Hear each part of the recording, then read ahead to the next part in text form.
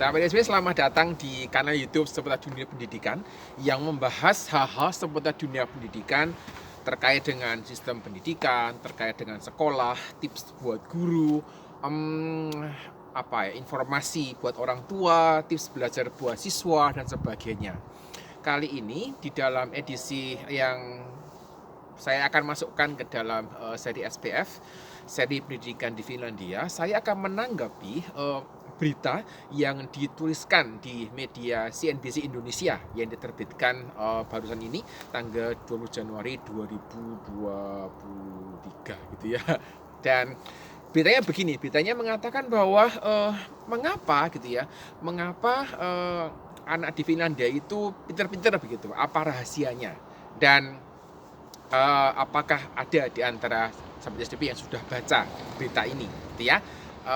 Saya akan bahas, dan kali ini saya ada di depan sebuah sekolah yang di Oulu disebut sebagai Norsu gitu ya.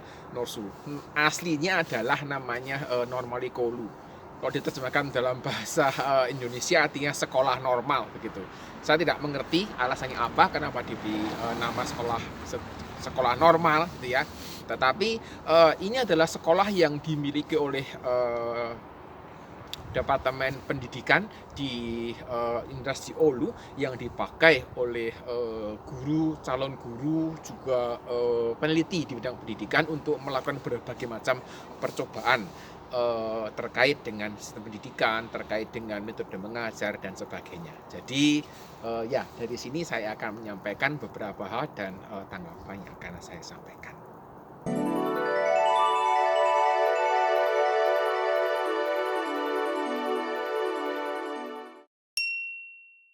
Terkait dengan informasi yang ditulis di media CNBC Indonesia, menurut saya secara umum gitu ya, beberapa sudah benar dan tidak perlu ditambahkan.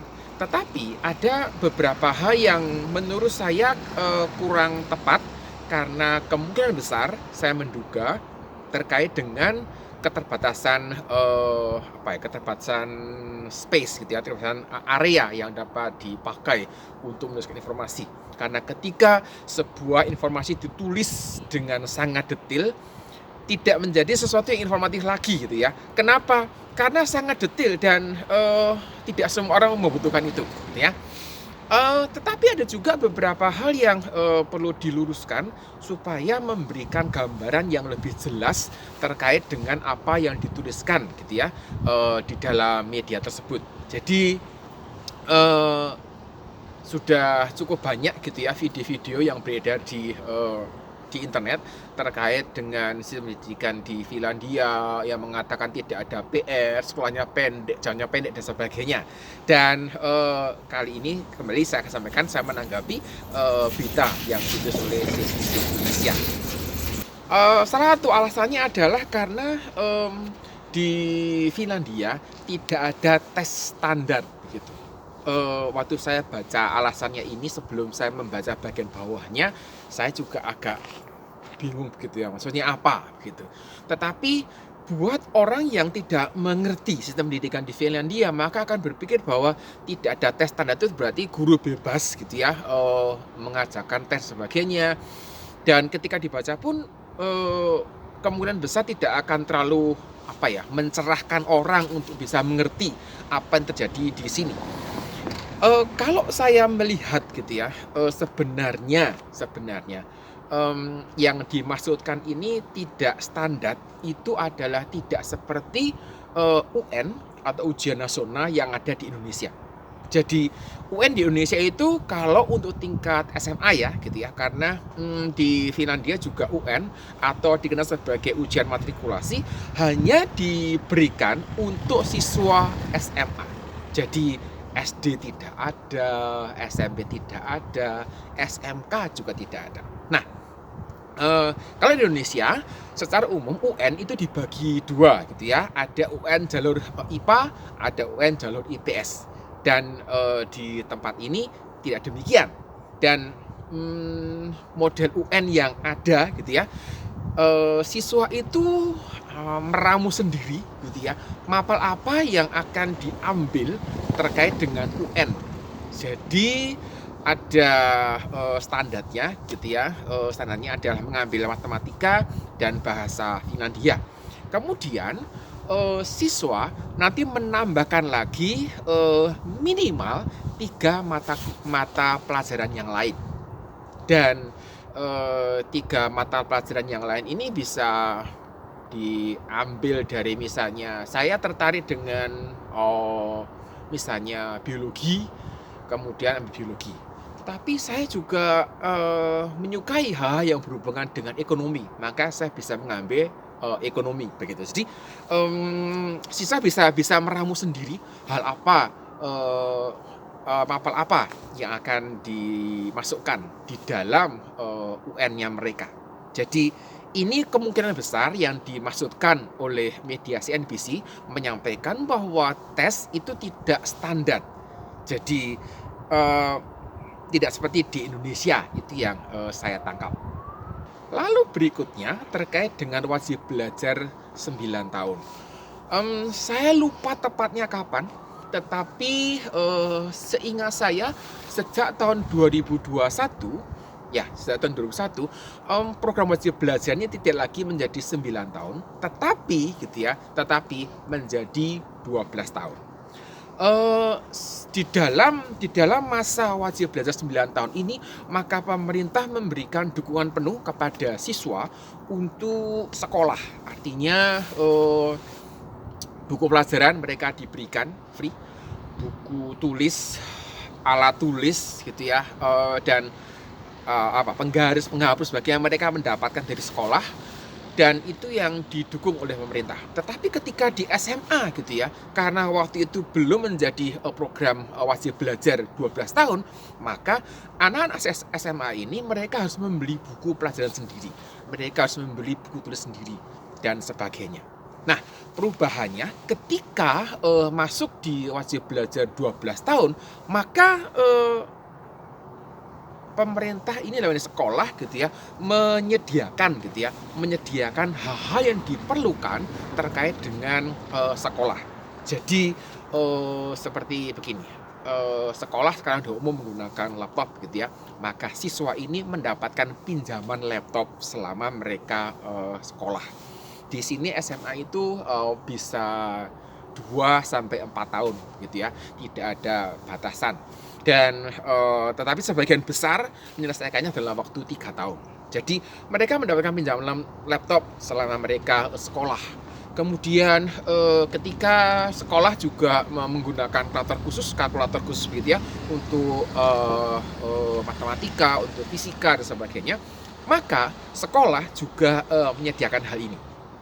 Yang sebelumnya setiap siswa harus membeli dan menyediakan sendiri. Jadi wajib belajarnya tidak lagi 9 tahun, tapi sudah menjadi wajib belajar 12 tahun. Lalu juga ada opsi, katanya opsi selain kuliah. Saya tidak memahami gitu ya, relasinya apa gitu ya, rahasianya anak Finlandia itu pinter-pinter gitu ya. Rahasianya adalah ada opsi selain kuliah gitu. Saya melihat bahwa kita di Indonesia juga sama, artinya opsi selain kuliah juga banyak gitu ya. Bekerja juga bisa, dan itu juga terjadi di Finlandia. Jadi buat saya tidak ada yang spesial untuk hal ini, karena juga ada di semua negara. Tetapi satu hal yang ingin saya sampaikan adalah pada waktu kita bicara tentang pendidikan SMA dan SMK gitu ya, maka sebenarnya di Finlandia juga ada SMA dan SMK. SMA disebut sebagai lukio, sedangkan SMK disebut sebagai ammattikoulu. Amati itu profesional dan koulu itu sekolah. Jadi sekolah untuk terjun ke dunia profesional. Jadi menjadi chef, kalau dalam bahasa vulgarnya tukang masak begitu ya, chef gitu, atau menjadi montir, bekerja di bangunan dan sebagainya.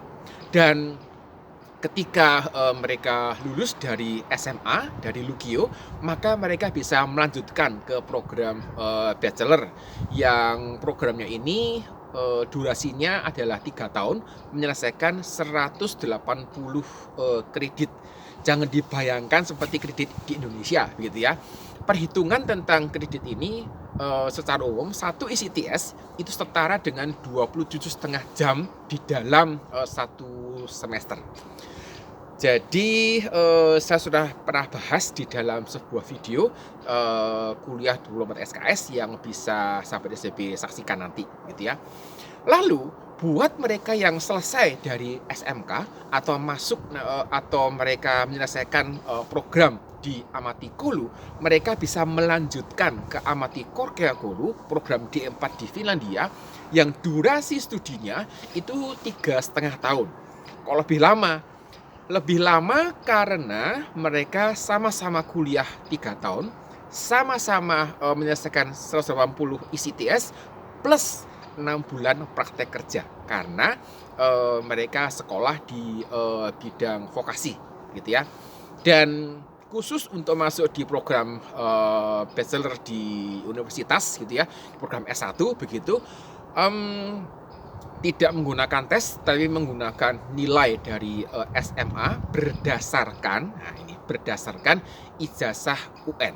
Jadi kalau ingin masuk ke S1 di universitas, maka harus punya ijazah UN, atau mereka harus itu berarti mereka harus mengikuti ujian matrikulasi. Salah satu alasan yang membuat saya juga agak berpikir, gitu ya, apa hubungannya begitu, tapi kalau dipikir masuk akal juga. Mengapa anaknya pandai gitu? Karena sekolahnya mulainya jam 9 pagi, gitu ya. Pulangnya sekitar jam 2 atau setengah 3. Katanya kalau sekolahnya tidak terlalu lama itu bisa membuat otaknya rileks dan sebagainya. Masuk akal juga begitu. Tetapi perlu saya sampaikan bahwa sekolah di Finlandia itu paling pagi mereka mulai jam 8.15. Dan di dalam masa-masa musim dingin seperti saat ini, seperti di Oulu, gitu ya, matahari terbit sekitar jam 10 sampai setengah 11 siang baru terbit. Akibatnya anak-anak yang masuk 8.15 pagi, mereka sudah berangkat sekolah pada waktu harinya masih gelap begitu. Dan ini menjadi satu kenyataan gitu. Kemudian pulangnya jam 2 atau sampai setengah 3 gitu.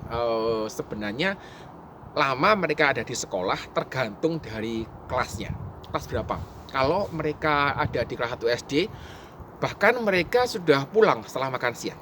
Jadi mereka masuk 8.15, jam 12 sudah pulang mereka. Tetapi kalau di SMA, masuknya 8.15, mereka pulangnya jam 4 sore gitu. Jadi mengenai berita yang ditulis oleh media CNBC, perlu saya luruskan bahwa lama mereka ada di sekolah ini tergantung dari kelasnya. Dan memang ini menjadi sesuatu yang cukup menarik gitu ya, karena ketika kita bicara tentang lama belajar, kadang-kadang cukup panjang juga ya belajar di Indonesia. Lalu rahasia berikutnya adalah siswa itu belajar dengan guru yang sama selama 6 tahun. Logikanya memang selama di SD memang demikian. Sama toh juga di Indonesia demikian juga. Siswa SD di Indonesia mereka juga belajar dengan wali kelasnya selama 6 tahun. Perbedaannya mungkin gitu ya, kelas 1 kelas 2 nanti dengan siapa, kelas 2 kelas 3 kelas 4 dengan siapa, seperti itu. Di dalam kenyataan yang saya amati begitu ya, tidak semua sekolah itu gurunya mengikuti dari kelas 1, kelas 2, kelas 3, kelas 4, kelas 5, kelas 6. Tidak demikian ya. Jadi ada guru yang spesial di kelas-kelas yang kecil gitu ya. Jadi mereka ada kelas 2, nanti kelas 3 pindah ke guru yang berbeda. Dan itu juga hal yang sama di Indonesia. Untuk lewat di SMP sama gitu ya, di SMP di SMA ada guru bidang studi, sehingga berita yang ditulis tidak sepenuhnya benar, dan perlu saya lengkapi. Oleh karena itu perlu saya sampaikan di Finlandia guru dan studi itu tetap ada di level SMP dan ada di level SMA. Alasan berikutnya terkait dengan sistem belajar yang lebih santai, gitu ya. Sistem belajar lebih santai kok bisa gitu, hubungannya apa gitu. Saya melihat hubungan terkait dengan mungkin masalah stres gitu ya. Di Finlandia tidak mengenal sistem ranking. Artinya setiap ada pergantian tahun ajaran, pembagian rapot akhir tahun ajaran disampaikan, kemudian ada daftar rankingnya, tidak ada. Yang ada adalah informasi peraih nilai tertinggi untuk lulusan SMP. Hanya satu, peraih nilai tertinggi, itu saja. Karena tidak ada sistem ranking, tidak ada persaingan, maka siswa ini belajar dengan dengan lebih nyaman, belajar dengan lebih leluasa, mereka bisa eksplor ini, eksplor itu, dan sebagainya. Mungkin itu yang membuat mereka bisa lebih pandai. Mungkin itu yang saya duga. Mereka juga belajar sesuai dengan kemampuan. Artinya tidak dipaksa. Kamu mesti ahli matematika, kamu kalau ahli seni tidak laku di Indonesia, ya seperti itu kira-kira. Di sini tidak demikian. Kemudian ada waktu istirahat yang diberikan sekolah. Waktu istirahat ini diberikan kira-kira setiap 90 menit mereka belajar di kelas. Jadi setelah 90 menit mereka belajar di kelas, mereka mendapatkan waktu istirahat sekitar 15 menit gitu ya. Kadang ada yang setengah jam. Kalau istirahatnya itu berhubungan dengan makan siang, maka mereka punya waktu yang lebih lama. Dan ada sebuah video terkait dengan hal ini, bagaimana Finlandia memberikan makan siang buat siswanya di kelas. Menariknya adalah sampai di level SMP, anak-anak ini ketika mereka beristirahat harus keluar dari gedung sekolah, tetapi masih di dalam halaman sekolah gitu ya. Dan itu diwajibkan, ada guru yang akan ayo keluar seperti itu. Terus bagaimana kalau musim dingin seperti ini ya? Ketika musim dingin mereka tetap harus keluar. Menariknya adalah mereka itu diberitahu ini suhunya di bawah minus 20, jadi boleh tinggal di dalam gedung sekolah. Wah, begitu biasanya. Tapi jika suhunya minus 15, minus 17 begitu, ya tetap disuruh keluar. Karena mereka berpikir bahwa dengan anak-anak di luar, mereka menghirup udara di luar, itu memberikan mereka sesuatu yang berbeda. Dan ini yang cukup menarik untuk saya. Saya menyadari bahwa menulis berita gitu ya, berita ditulis dengan singkat tetapi komprehensif gitu ya, itu tidak mudah. Kenapa? Karena pilihan katanya harus tepat, karena informasi yang disajikan harus tepat, karena hal-hal yang mendukung yang disampaikan harus tepat. Jadi saya tidak sepenuhnya mengatakan bahwa berita yang disampaikan oleh media CNBC Indonesia itu salah begitu. Tetapi saya justru mengapresiasi informasi yang disampaikan, dan saya ingin meluruskan beberapa hal dan juga menambahkan informasi gitu ya, informasi supaya berita yang disampaikan itu menjadi sebuah informasi yang dapat diterima dan bukan saja mengetahui gitu ya, tetapi mungkin bisa menginspirasi mereka yang terlibat di dalam sistem pendidikan, mereka yang terlibat di sekolah, mengelola sekolah, para guru juga orang tua. Dan sekali lagi buat sahabat SDP yang tertarik mengikuti seri pendidikan, sistem pendidikan di Finlandia ini, bisa mengikuti playlistnya yang sudah saya kumpulkan. Dan di situ ada perkembangan-perkembangan yang dapat diikuti. Saya berharap melalui video singkat ini gitu ya, sahabat SDP yang sudah membaca atau yang belum membaca nanti bisa dibaca gitu ya, berita di media Indonesia, bisa mendapatkan informasi yang tepat terkait dengan berbagai macam sistem yang disampaikan di dalam media tadi. Jadi dari depan Normali Koulu di kota Oulu, karena YouTube sebagai dunia pendidikan menyampaikan materi hari ini, dan semoga bisa bermanfaat, bisa menginspirasi, terutama bisa mendorong sahabat SMP untuk berkembang terkait dengan pendidikan di Indonesia. Sampai jumpa.